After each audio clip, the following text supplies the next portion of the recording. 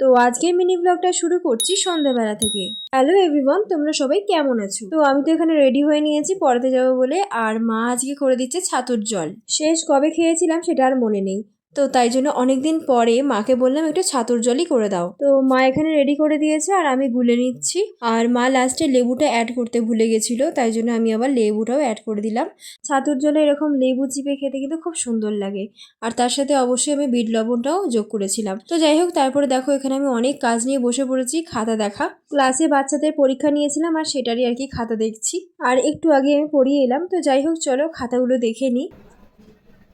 আসলে ওদের পরীক্ষা তো একদম নভেম্বর মাসেই মিডিলের দিকে পরীক্ষাটা আর কি হবে। তো যাই হোক, খাতা দেখা শেষ করে আমি মায়ের কাছে একটু যাই। আর মা এখানে করছে পটল আর আলু দিয়ে একটা মাখা মাখা তরকারি, আর সাথে আছে ফুলকো ফুলকো রুটি। তো মায়ের হাতের এই তরকারিটা তো আমার জাস্ট অসাধারণ লাগে।